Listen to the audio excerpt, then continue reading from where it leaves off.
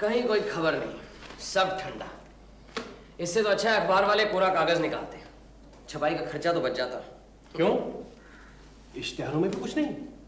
तुम्हारे हिसाब से तो दुनिया भर की बेहतरीन खबरें इश्तिहारों में ठूसी रहती है। इश्तिहार भी सब ठंडे। एक आदमी विधवा से शादी करना चाहता है, अब कुंवारी को छोड़कर विधवा से शादी करने की क्यों ठानी, ये बात मेरी समझ में नहीं आई। जरूर कोई बुरी नियत होगी। क्यों बुरी नियत है? ये काम तो कोई निस्वार्थ समाज सेवक ही कर सकता है। और कोई खबर? एक बीमा कंपनी ने बड़े बड़े हरफों में इश्तिहार दिया है कि वो पति पत्नी का एक ही बीमा करेगा, और इस जोड़े में कोई भी किसी को कैसे भी इस दुनिया से टिकट कटवा दे तो दूसरे को बीमे की सारी रकम मिलेगी। ये भी कोई बात हुई? इन बीमा कंपनियों ने तो जीना मुश्किल कर दिया। क्यों? इसमें भी कोई बुरी नियत छुपी हुई है? बीमा कंपनी का कोई अपना स्वार्थ ना, लेकिन दूसरों के मन में कुकर्म करने की इच्छा जगाना ये एक पुण्य काम नहीं। औरतों के मन में ऐसे पाप करने की इच्छा कभी नहीं आ सकती। ये तो सिर्फ मर्दों का ही काम है। अच्छा, रुको रुको, सुनो कोई ऊपर आ रहा है, लेकिन इतनी तेजी से क्यों? पुटीराम, जरा दरवाजा खोलना।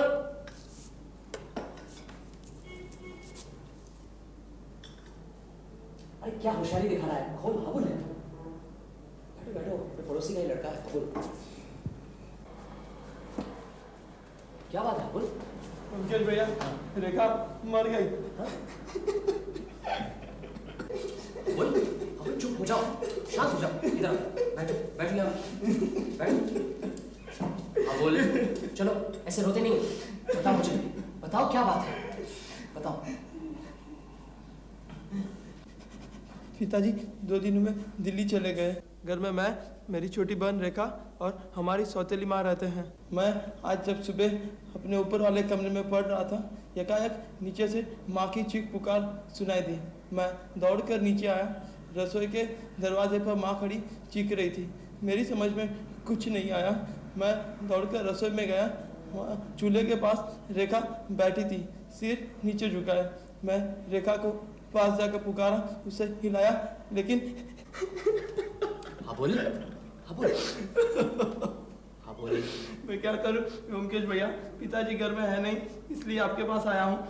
हाबुल चुप हो जाओ, तुम मत होना, तुम्हें धीरे से काम लेना चाहिए। रेखा को क्या हुआ था अबुल? बीमार थी? कुछ नहीं, क्या उम्र थी उसकी? यही कुछ 16-17 साल, मुझसे 3 साल छोटी। हाल ही में कोई बीमारी हुई थी, टाइफाइड, बेरी? जी नहीं। तुम जाकर देखो ना। चलो तुम्हारे घर चलते हैं, बिना देखे कुछ समझ में नहीं आएगा। फिर तुम्हारे पिताजी को एक तार भी भेजना है, एक डॉक्टर भी चाहिए। तुम्हारे घर के पास डॉक्टर रुद्र रहते हैं ना? हाँ जी हाँ। आओ अजीत।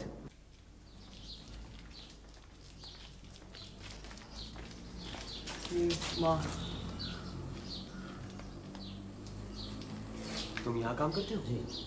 सामने वाले मकान में डॉक्टर रुद्र रहते हैं, उन्हें जाकर जरा बुला लो। जी। रसोई घर कहाँ है? इस तरफ। चलो।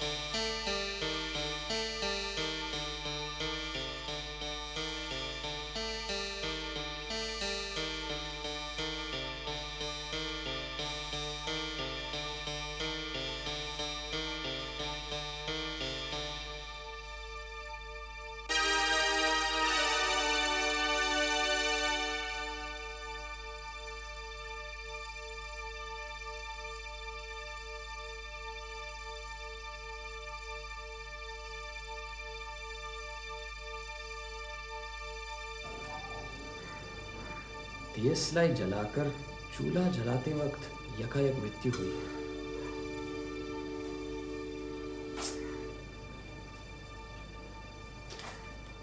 मौत के समय रसोई घर में और कोई नहीं था। देखो, लगता है शायद डॉक्टर रुद्र आए। क्यों, क्या लगता है? क्या हुआ? मर गई? आप भी देख लीजिए। ये कौन है? पड़ोसी। देव कुमार बाबू की यही बेटी है? जी हाँ। इसका नाम रेखा है? जी। क्या हुआ था इसे? बिल्कुल ठीक थी, यकायक।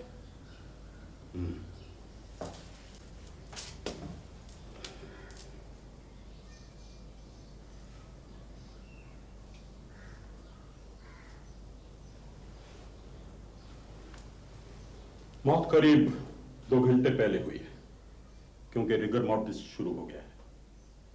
मौत की वजह क्या है, आप बता सकते हैं? बिना ऑटोप्सी के कुछ भी कहना बहुत मुश्किल है। मेरा ख्याल है अब मेरा यहां कोई काम नहीं, मैं चलता हूं। मेरी फीस 32 रुपए मेरे घर भिजवा दीजिएगा। और हाँ, पुलिस को इन्फॉर्म करना मत भूलिएगा, क्योंकि मौत संदेहजनक है। अबुल, अपने नौकर को बुलाना सर। अरे कागज सर।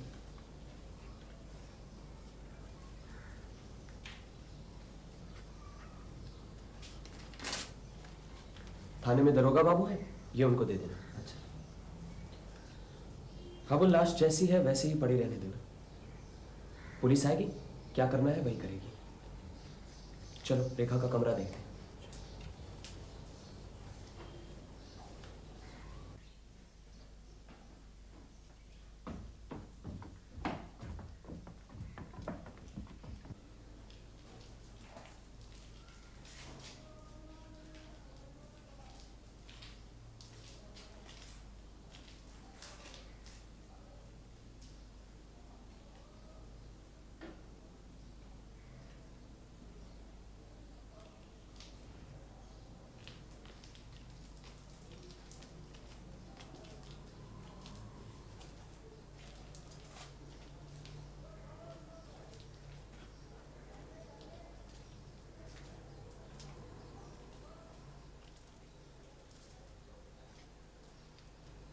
ये सामने वाला मकान डॉक्टर रुद्र का?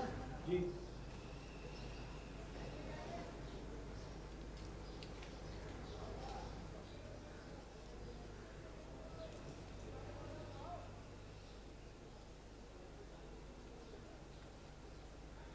अबुल, ये चिट्ठी तुम्हारी बहन की लगती है, जरा पढ़कर देखना तो क्या लिखा है। नंतुदा, हमारी शादी की बातचीत टूट गई है। तुम्हारे पिताजी 10,000 दहेज मांग रहे हैं। पिताजी इतना रुपया नहीं दे सकते। मैं किसी और से शादी नहीं कर सकती, यह तुम्हें मालूम है। लेकिन इस घर में मैं और नहीं रह सकती। तुम्हारे पिता के डॉक्टर खाने में कई तरह के जहर होंगे। तुम मुझे कोई जहर ला कर दो न भी दोगे तो मैं किसी भी उपाय से मरूंगी। मैं और जीना नहीं चाहती। रेखा, मुझे मालूम था यही होगा। रेखा, आत्महत्या करें। ये नंतू कौन है? नंदू डॉक्टर रुद्र का लड़का है। रेखा के साथ उसकी शादी की बातचीत चल रही थी। उसके बाप ने 10,000 दहेज मांग कर रेखा की जिंदगी बर्बाद कर दी। इधर यहाँ बैठो, बैठो इधर, बैठो बैठो। जो होना था सो हो गया। मेरी बहन के अलावा मेरा कोई नहीं है। माँ नहीं है, पिताजी को अपने काम से फुर्सत नहीं है। परेशान मत हो, अभी पुलिस आ जाएगी, उससे पहले तुम्हारे माँ से बातचीत करनी है। आ जाओ, चलो उठ।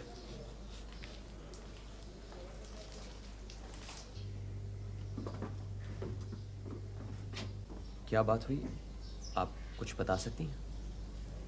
आज नौकरानी नहीं आई, इसलिए मैंने रेखा को चूल्हा लिपकर आग जलाने को कहा। घर के सारे काम मैं ही करती हूँ, कभी किसी से ढेला भर भी काम करने को नहीं कहा। और जब तक शरीर में ताकत है मैं करती भी रहूँगी। लेकिन 100 काम है, अकेली जान करे भी तो कैसे। इसलिए मैंने रेखा को चूल्हा जलाने को भेजकर अपने कमरे की सफाई में लग गई। नीचे रसोई में क्या हो रहा है मैंने कुछ नहीं देखा। नहा धोकर कपड़े बदल पूजा करने के बाद जब मैं रसोई में पहुंची तो देखा रेखा मरी पड़ी है। मैं तो इस घर के किसी 7-5 में नहीं रहती हूँ, लेकिन वो तो मेरे भाग्य ही फूटे हैं कि सारे झमेले मुझे ही झेलने पड़ते हैं। अब ये जो हुआ है मुझे मालूम है सब लोग इसके लिए मुझे ही दोषी ठहराएंगे। वो यहाँ नहीं है, वो यहाँ आकर क्या तूफान खड़ा करेंगे मैं सोच भी नहीं सकती। मैं तो वैसे भी उन्हें फूटी आंखों नहीं भाती हूँ। मेरे मरने के बाद ही उन्हें शांति मिलेगी, मुझे मालूम है। आज सुबह आपकी रेखा से कुछ कड़वी बातें हुई थी? कड़वी बातें कहूँ? ऐसे घर की नहीं हूँ मैं। वो तो मेरे नसीब ही फूटे हैं कि जब से इस घर में आई सौत के लड़के लड़की के साथ गुजर कर रही हूँ। कभी कोई कह के तो देखे कि मैंने जुबान से कभी कोई कड़वी बात कही हो। आज सुबह जब मैंने रेखा को चूल्हा जलाने के लिए भेजा तो उसने रसोई से वापस आकर कहा माचिस नहीं मिल रही है, और सीधे ठाकुर जी के पास जाकर पूजा की माचिस उठा ली। तब मैंने कहा इतनी बड़ी हो गई अक्ल भी नहीं है, बासी कपड़ों में चली आई और सीधे ठाकुर जी को भी छू लिया। अरे माचिस की जरूरत थी तो दुकान से मंगवा लिया होता। बस इतना ही तो कहा था, कसम से कहती हूँ। और अगर ये भी कसूर है तो गलती मानती हूँ। कसूर की कोई बात नहीं है, लेकिन रेखा आपके कमरे में माचिस लेने क्यों गई? क्या माचिस हमेशा आपके कमरे में रहती है? नहीं, रसोई में भी रहती है, लेकिन एक माचिस मैं अपने ठाकुर जी के पास हमेशा ही रखती हूँ। रात को अंधेरे में मुझे नींद नहीं आती है, इसलिए मैं लैम्प जला के सोती हूँ। ये बात सभी लोग जानते हैं, रेखा भी। वो देखिए लैम्प। मतलब उसी वक्त आपने रेखा को आखिरी बार जिंदा देखा था, उसके बाद नहीं? नहीं, और देखूंगी कब? घर की सफाई के बाद तो मैं नहाने चली गई थी। दरोगा क्या है? धन्यवाद। अगर जरूरत हुई तो बाद में पूछताछ करूंगा।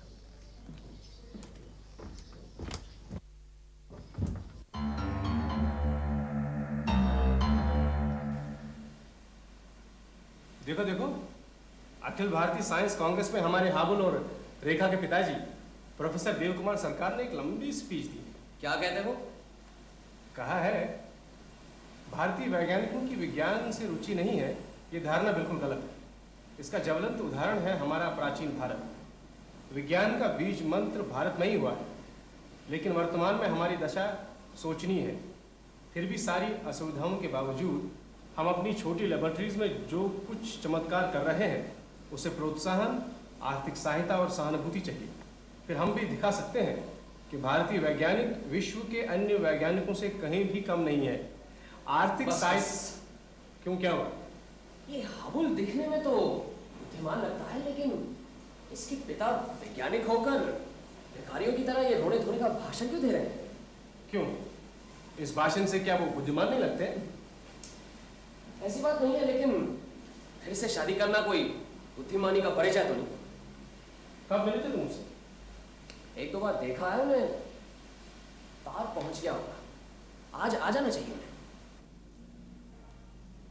तुम्हें क्या लगता है, रेखा ने आत्महत्या की है? तुम्हें क्या लगता है? आत्महत्या ही होगी, चिट्ठी में तो साफ लिखा है। हाँ, लेकिन आत्महत्या हुई कैसे? जहर खाकर, ये भी तो चिट्ठी में लिखा है। अरे इस चिट्ठी में लिखा जरूर है, लेकिन चिट्ठी जहां पहुंचनी थी वहां पहुंची नहीं, लिखने वाले के तकिए के नीचे रह गई। फिर जहर कहां से मिला? चिट्ठी में तो ये भी लिखा था कि जहर न मिलने पर किसी और तरीके से। लेकिन चिट्ठी भेजने से पहले ही दूसरा तरीका अपना लिया, क्या ये मुमकिन है? फिर चूल्हा जलाते जलाते कोई आत्महत्या नहीं करता। रेखा की मौत हुई है अकस्मात, जैसे आसमान से बिजली गिरी हो। देखा नहीं तुमने? बैठी की बैठी रह गई, माचिस की तीली हाथ में ही जलकर राख हो गई। फिर कैसे हुई ऐसी मौत? यही तो समझ में नहीं आ रहा। पोटेशियम साइनाइड को छोड़कर इतनी घातक शक्ति किसी और जहर में नहीं है। हार्ट फेल भी तो हो सकता है। हाँ, यही संभावना जोर पकड़ती जा रही है, लेकिन मन नहीं मानता। इतनी कम उम्र में हार्ट फेल। चलो कल डॉक्टर की रिपोर्ट से पता चल जाएगा। अंदर आ जाइए, दरवाजा खुला है। नमस्ते, मेरा नाम मनमथनाथ रुद्र है। अच्छा, आप ही नंतु हैं? क्या आप मुझे पहचानते हैं? हाँ, बैठिए बैठिए। आप रेखा के बारे में जानना चाहते हैं ना? जी, उसकी मृत्यु कैसे हुई? अभी कुछ कह नहीं सकते। क्या आप समझते हैं रेखा ने आत्महत्या की है? मुझे तो मुमकिन नहीं लगता। तो फिर क्या किसी ने उसे? फिलहाल यकीनन कुछ कहा नहीं जा सकता। आपने शायद सुना होगा, रेखा के साथ मेरी। हाँ, मैंने सुना है। मैं उसे बचपन से प्यार करता हूँ। जब वो 7 साल की थी तब से मैं उसके घर जाया करता था। लेकिन जब शादी की बात हुई तब पिताजी अड़ गए। ऐसी शर्त रखी कि शादी टूट गई। मैंने भी फैसला कर लिया, पिताजी की मर्जी के खिलाफ ही शादी करूंगा। इस बात पर हमारा झगड़ा भी हुआ। उन्होंने कहा मुझे घर से निकाल देंगे, लेकिन मैं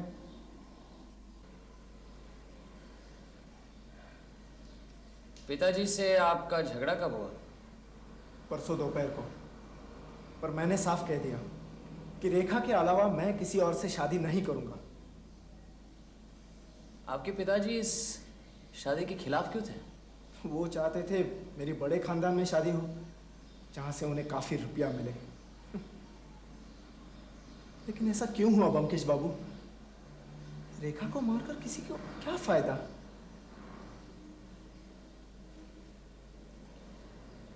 आपके पिताजी को फायदा हो सकता है। पिताजी? नहीं नहीं, ये आप क्या कह रहे हैं?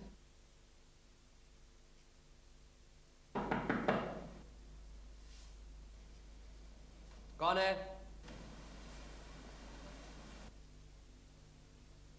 नमस्कार प्रोफेसर देव कुमार, तार मिल गया आपको?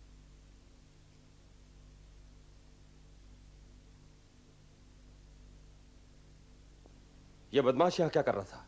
मुझसे मिलने आया था। लड़की की जान लेकर भी इसका पेट नहीं भरा? यह और इसका बाप दोनों नरपिशाच हैं। रुपए के लिए घटिया से घटिया काम करने से भी नहीं चुकेंगे। आप बैठिए बैठिए बैठिए।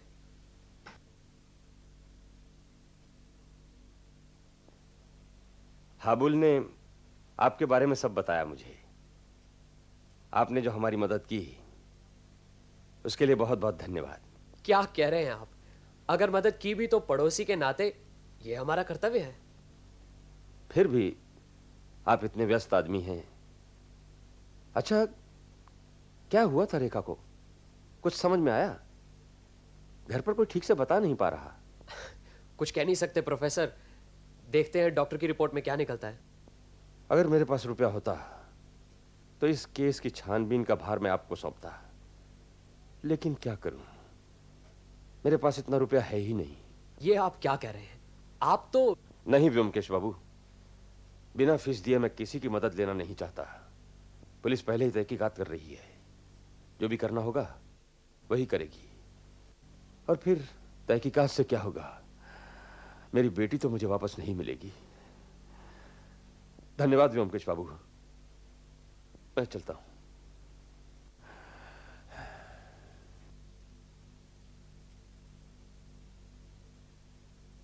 अच्छा,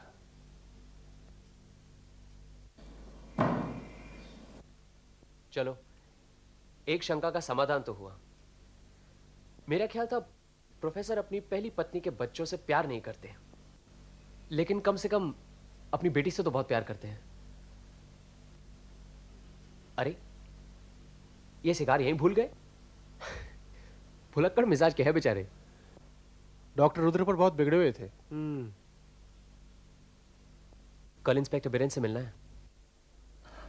आइए ब्योमकेश बाबू, मैं आपका इंतजार कर रहा था। डॉक्टर की रिपोर्ट आ गई है। बार बार मुआयना करके भी मौत की वजह का मालूम नहीं चल सका। शरीर में कहीं कोई चोट का निशान भी नहीं है, पेट में जहर भी नहीं मिला, हार्ट भी नॉर्मल और हेल्दी है। यकायक स्नायु मंडली के अपने काम बंद कर देने की वजह से यह मौत हुई है। अब यह केस कॉर्नर्स कोर्ट में जाएगा, वहां से अज्ञात वजह से मौत की राय दी जाएगी। और फिर हमारी मर्जी। हम ये तहकीकात जारी भी रख सकते हैं और इसे बंद भी कर सकते हैं। मेरे ख्याल से तहकीकात जारी रखनी चाहिए। क्यों? आपको किसी पर शक है क्या? अगर हमें इस मृत्यु की गुत्थी को सुलझाना है तो पहले हमें यह पता लगाना होगा कि यह मौत हुई कैसे। जब तक कि हमें इसका पता नहीं लगेगा, इस पर या उस पर शक करने से कोई फायदा नहीं है। लेकिन डॉक्टर की रिपोर्ट से जब कुछ पता ही नहीं लगता तो डॉक्टर ने तो सिर्फ रेखा की लाश का मुआयना किया है, लेकिन लाश के अलावा हम और भी बहुत कुछ जान सकते हैं। और अगर डॉक्टर को किसी चीज के बारे में पता नहीं लगता, वो हम भी नहीं जान पाएंगे। ऐसी तो कोई बात नहीं। ये बात तो है। कल प्रोफेसर देवकुमार आए थे मेरे पास। उन्होंने मुझे इस केस से छुट्टी दे दी है। मतलब ये कि बिना फीस दिए वो किसी की मदद नहीं लेना चाहते, और फीस देने लायक उनके पास पैसे हैं नहीं। क्यों नहीं है? उन्हें अच्छी खासी तनख्वाह मिलती है, कॉलेज में प्रोफेसर है, 800-900 रुपए तो मिलती ही होगी। शायद ज्यादा ही होगी। फिर आपकी मदद क्यों नहीं ले रहे? किसी को आड़ में रखने की कोशिश तो नहीं कर रहा है? हाँ, ये हो सकता है। किसको आड़ में रखेंगे? अपनी पत्नी को या अपने लड़के को? प्रोफेसर ने आपको छुट्टी दे दी होगी, लेकिन अगर जरूरत पड़ी तो मैं आप ही के पास आऊंगा। जी जरूर, मैं पूरी मदद करूंगा आपकी। और फिर मेरा तो इस केस से संबंध हाबुल की वजह से है। Very good. मैं आपके पास परसों सुबह आऊंगा। बिल्कुल। चाय वाय तो पिलाएंगे ना? जी जरूर, मैं आपका इंतजार करूंगा 9 बजे। अच्छा। ब्योमकेश बाबू कहाँ हैं? अंदर है, आप बैठिए, मैं बुला लाता हूँ।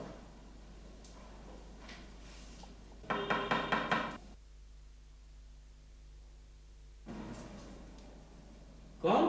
खोलो मुदीराम, मैं राहुल हूँ।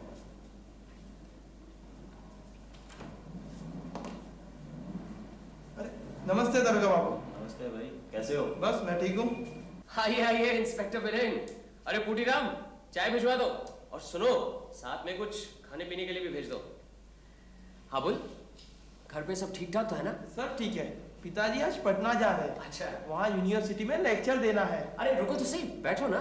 नहीं ब्योमकेश बाबू, मैं तो बस यही बताने आया था। पिताजी से कुछ कहना है? नहीं कुछ नहीं, जाने दो उन्हें। काम में लगे रहेंगे तो जरा जी बहल जाएगा। उन पर क्या गुजर रही है मैं समझ सकता। चाय तो पीते जाओ। बस, नमस्ते। अच्छा भाई। और बताइए इंस्पेक्टर, डॉक्टर रुद्र से मिले? हाँ मिला। पूरा माया का लोभी और निष्ठुर डॉक्टर है। सुना है पैसों की वजह से उसके 2-3 मरीज बिना इलाज के ही मर गए। रेखा के साथ उसके लड़के की शादी की बात थी। शादी तोड़ने के इरादे से उसने 10,000 रुपये मांगे। उसे मालूम था कि प्रोफेसर इतनी बड़ी रकम तो जुटा नहीं पाएगा, और शादी टूट गई। रेखा की मौत के बाद वो लड़का अपने बाप से लड़कर घर छोड़कर चला गया। वो अब भी यही समझता है कि रेखा की मौत की वजह उसका बाप ही है। लेकिन मेरे ख्याल से इस मामले में डॉक्टर रुद्र पर कोई आरोप नहीं लगाया जा सकता। शायद आपका कहना ठीक ही है। लीजिए, चाय आ गई। अरे अजीत, तुम सरकारी डॉक्टर से मिले थे ना? जरा इंस्पेक्टर बिरेन को बताना क्या कहते हैं वो। डॉक्टर अपनी रिपोर्ट के बाहर कुछ नहीं कहना चाहते, लेकिन उन्होंने एक बात कही। उनका कहना है कि किसी भी अनजाने जहर का धुआं नाक के अंदर जाने से मृत्यु हो सकती है, जिसका पता पोस्टमार्टम की रिपोर्ट से नहीं चलता। ये भी डॉक्टर की एक थ्योरी है। उनका कहना है कि वो गलत भी हो सकते हैं। प्रोफेसर देवकुमार से मिले? आज जा रहे हैं? हाँ मिला। उनकी आर्थिक हालत वाकई अच्छी नहीं है। लगता है दुनियादारी के मामले में बिल्कुल नावाकिफ हैं। अब लड़की की शादी के लिए 7-8 हज़ार रुपये खर्च करना भी उनके लिए एक बहुत बड़ी समस्या बन गई थी। कॉलेज के प्रोविडेंट फंड से उन्होंने उधार की अर्जी भी दी थी। खैर वो शादी ही टूट गई। कॉलेज से उन्हें काट कूट कर कुल 880 रुपये मिलते हैं। लेकिन सुनकर ये ताज्जुब होगा कि उस 880 रुपये में से एक मोटा हिस्सा बीमा कंपनी को भेज जाता है। 50,000 का बीमा करवाया है। 50,000 का बीमा? कब किया? 1 साल से ऊपर हो गया। जॉइंट पॉलिसी है, अपनी और अपनी पत्नी के नाम। दूसरी पत्नी है, अगर वो गुजर जाए तो उनकी विधवा पत्नी को कोई तकलीफ ना हो, शायद इसीलिए। क्या सोच रहे हैं? आप उनकी पत्नी से मिले? बस यही बाकी है। इस हाबुल के बारे में पता करवाया। बड़ा अजीब सा लड़का है, कॉलेज नहीं जाता, बस यूं ही घूमता फिरता रहता है, और अभी मुझे यहाँ से देखकर भाग गया। आप हाबुल की तरफ से बेफिक्र रहिए, यहाँ से तो सीधा थाने ही जाएंगे ना। ठीक है, मैं जरूरत पड़ी तो वहां आ जाऊंगा, नहीं तो टेलीफोन कर दूंगा। मुझे जरा बाहर जाना है।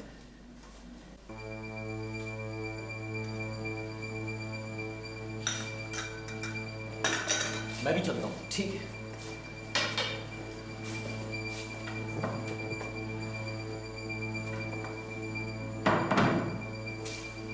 तुम्हें हो क्या गया? इंस्पेक्टर को न्योता हम नहीं दिया था। चलो जल्दी, हाबुल के घर जाना है। प्रोफेसर देव कुमार को पटना जाने से रोकना है। क्यों?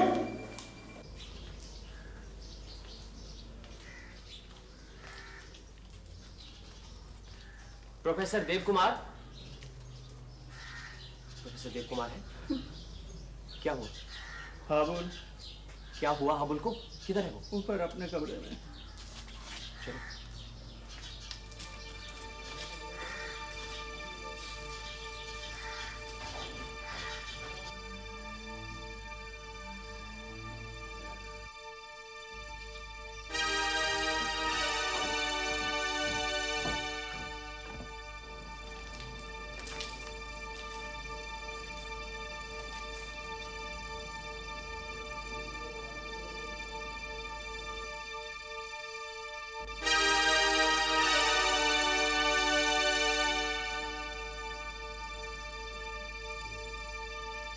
बिल्कुल इसी तरह रेखा की मौत हुई थी। उफ, किस्मत की मार देखो। बुरा करने वाले का यही हाल होता है। क्या हुआ? तुम फौरन जाओ, इंस्पेक्टर बीरेन को ले आओ। मेरी तरफ से कहना कि प्रोफेसर देव कुमार के नाम गिरफ्तारी का वारंट भी ले आए जल्दी। लेकिन तुम जाओ तो सही, मैं बाद में समझा दूंगा। साथ में ये भी कहना कि हाबुल अपनी बहन रेखा की तरह मर गया। जाओ जल्दी जाओ।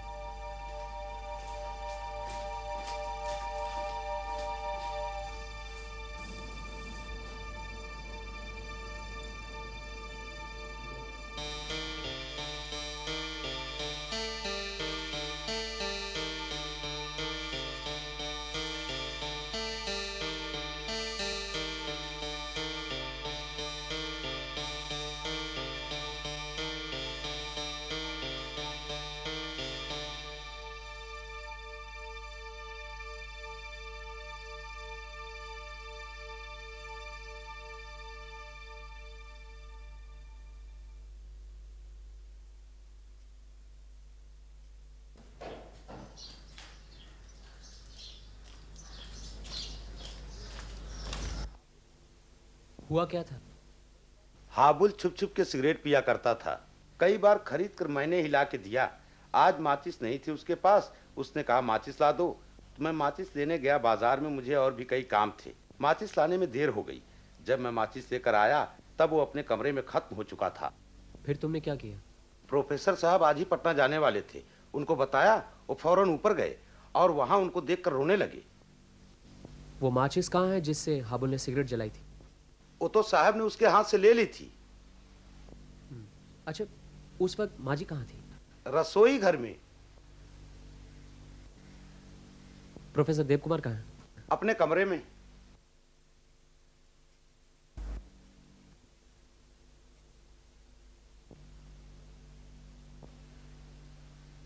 क्या हुआ?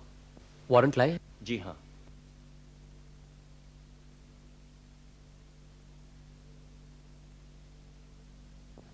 बुरा जो देखन मैं चला, मुझसे बुरा न कोई।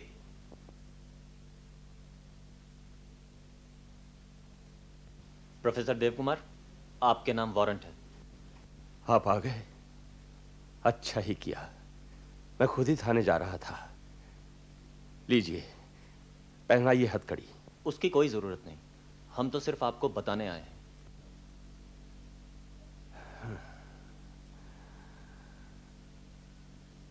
डेस्टिनी, तकदीर।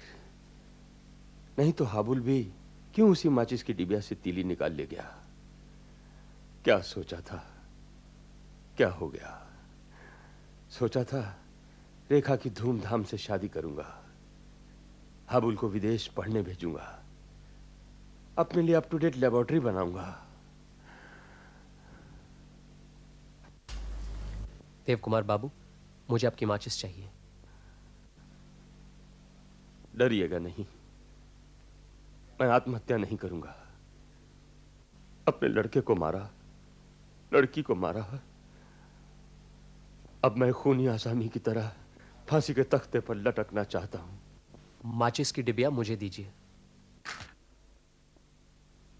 इसमें केवल 5 तीलियां हैं, लेकिन सावधान, एक एक तीली मृत्युवान जैसी है, जलते ही फौरन मौत, जैसे मेरे दोनों बच्चों की हो गई।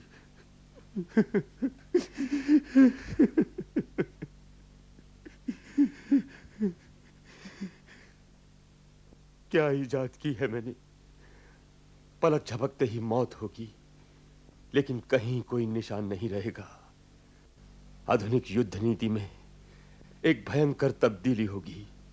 यह विष नहीं है, एक महामारी है, लेकिन बुरा जो देखन मैं चला।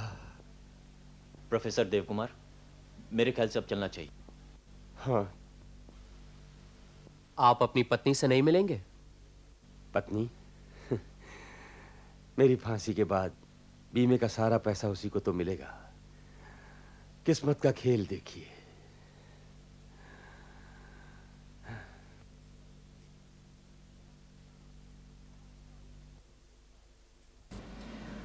अंग्रेजी में एक फिक्रा है, vengeance coming home to roost. Professor Devkumar के साथ भी कुछ ऐसा ही हुआ। भाग्य की विडंबना देखो, अपनी पत्नी को मारना चाहते थे, 2 बार उन्होंने अपना अचूक अग्निबाण छोड़ा, और दोनों बार ही अग्निबाण लगा उनके प्यारे पुत्र और पुत्री को। लेकिन ये अग्निबाण उनके हाथ लगा कैसे? साइंटिस्ट तो थे ही, एक्सपेरिमेंट करते करते एक नया आविष्कार कर लिया। एक ऐसा आविष्कार जिसकी जरूरत रोजमर्रा की जिंदगी में नहीं थी, लेकिन जिसका एक भी अंश अगर दुनिया में किसी भी बड़ी ताकत को, जापान, अमेरिका, जर्मनी, अगर उन्हें पता लग जाता तो वो फौरन अपने कारखानों में ये जानलेवा जहर बनाना शुरू करते थे। इसीलिए प्रोफेसर देवकुमार ने इस आविष्कार की चर्चा किससे की नहीं। वे चाहते थे कि खुद इस पर और एक्सपेरिमेंट हो, और इस तरह के एक्सपेरिमेंट गोपनीय ढंग से करने के लिए अपनी खुद की एक लेबोरेटरी होनी चाहिए ना। लेकिन इसके लिए रुपया भी तो चाहिए। जो लोग मानसिक मेहनत करते हैं उन्हें सांसारिक जीवन में शांति चाहिए, लेकिन छुआछूत, पूजा पाठ मानने वाली और हमेशा कचकच करने वाली दूसरी पत्नी ने प्रोफेसर देवकुमार का जीना मुश्किल कर दिया था। अमूमन कोई अपनी स्त्री की हत्या करने की बात नहीं सोचता, लेकिन अगर कोई ऐसा सोचता है तो हमें समझ लेना चाहिए कि बात बर्दाश्त से बाहर पहुंच गई है। अब इस घातक जहर का आविष्कार प्रोफेसर देवकुमार ने किया, और मेरा ख्याल है कि तभी उन्होंने ऐसा सोचा होगा कि अपनी स्त्री को रास्ते से हटा देना चाहिए। इन्हीं दिनों अखबारों में पति पत्नी का इकट्ठा बीमा करने की योजना के बारे में उन्होंने पढ़ा। एक के मर जाने से दूसरे को सारा रुपया मिल जाएगा, यही मौका था। इस तरह का बीमा करके अपनी पत्नी का खात्मा कर सके तो एक बार से 2 फायदे हो सकेंगे। प्रोफेसर देवकुमार ने पूरे 50,000 का बीमा कराया। कोई जल्दबाजी नहीं की जिससे कि बीमा कंपनी को शक हो। फिर 1 साल इंतजार किया। अपनी पत्नी पर जहर आजमाने के लिए एक नायाब तरीका निकाला। एक वैज्ञानिक मस्तिष्क इस तरह सोच सकता है। उन्हें मालूम था कि जहर में आग लगने से जो धुआं निकलता है उसका छोटे से छोटा अंश भी अगर नाक में जाए तो कोई बच नहीं सकता। इसीलिए उन्होंने माचिस की तीली के मुंह पर जहर लगा दिया। अब कोई भी ये तीली जलाएगा वहीं खत्म हो जाएगा। तभी दिल्ली में विज्ञान कांग्रेस का अधिवेशन शुरू हुआ था। उन्होंने सोचा यही मौका है। उन्हें पता था कि उनकी पत्नी रोज सवेरे पूजा के लिए माचिस से दिया जलाती है, अब ये माचिस पूजा घर में ही रहती है और इस माचिस का और कोई इस्तेमाल तो होता नहीं। सो उन्होंने इस माचिस की डिबिया में एक जहरीली तीली डाल दी और वो दिल्ली चले गए। अब 4-5 दिनों में कभी ना कभी घातक तीली का इस्तेमाल तो करेगी ना उनकी पत्नी। तब प्रोफेसर देव कुमार दिल्ली में होंगे और उन पर कोई शक भी नहीं करेगा। सब ठीक ही था, लेकिन किस्मत में कुछ और ही लिखा था। अपनी पत्नी की जगह उनकी अपनी बेटी चूल्हा जलाकर मारी गई। प्रोफेसर देव कुमार दिल्ली से वापस आए। अब लड़की की अचानक मौत से अपनी पत्नी पर उनका गुस्सा दुगना हो गया। उन्होंने ठान ली कि अगर लड़की गुजरी गई है तो उनकी पत्नी को जिंदा रहने का कोई हक नहीं। फिर उन्होंने पटना जाने का प्रोग्राम बनाया। इस बार उन्होंने सारी की सारी जहरीली तीलियां उसी माचिस की डिबिया में डाल दी, लेकिन वो पटना नहीं जा सके। हाबुल को सिगरेट पीने का शौक था। वो अक्सर अपने कमरे में बैठा चोरी छुपे सिगरेट पिया करता था। इस बार घर में माचिस नहीं थी। उसने नौकर से कहा बाजार से ले आ। नौकर को आने में देर हो गई और उसने बगल में अपनी मां के कमरे से वही माचिस से दियसलाई जलाई। हाँ, अच्छा ये बताओ, प्रोफेसर देवकुमार ही अपराधी हैं, ये तुम्हें कब पता चला? जब मैंने सुना कि उन्होंने 50,000 का जॉइंट बीमा कराया है। उससे पहले रेखा के पोस्टमार्टम से पता चल चुका था कि मौत जहर से नहीं हुई है। तब इस नतीजे पर पहुंचा कि मौत जैसे भी हुई हो उसे आज के वैज्ञानिक नहीं जानते। अब हमारे सामने 2 वैज्ञानिक थे, एक डॉक्टर रुद्र और प्रोफेसर देव कुमार। हो सकता है इनमें से किसी को भी वो अज्ञात जरिया मालूम हो। ऐसी सूरत में ज्यादा शक डॉक्टर रुद्र पर ही पड़ता था। भाई डॉक्टर हैं, जहर से उनका वास्ता पड़ता है। और प्रोफेसर देव कुमार अगर आविष्कार करता होते तो अपनी लड़की पर यह जहर क्यों आजमाते? हालांकि डॉक्टर रुद्र घटिया किस्म के इंसान हैं, लेकिन पड़ोस की लड़की जो सिर्फ उनके लड़के से प्यार करती है, इसी बात पर खून क्यों करेंगे? यह बात कुछ हजम नहीं हो रही थी। हाँ, ये बात तो है। अजीत, तुम तो लेखक हो। तुम्हें प्रोफेसर देव कुमार के इस केस में एक दर्दनाक व्यंग नहीं नजर आ रहा? इंसान ने जब पहली बार दूसरे की हत्या करने के लिए हथियार बनाया, उसी दिन से उसने अपनी मौत की खाई खोद ली। आज दुनिया में जो चोरी छुपे हिंसक और प्राणघातक जहर बनाए जा रहे हैं, यही जहर किसी दिन सारी मानवता को ध्वंस कर देगा। ऐसा नहीं लगता?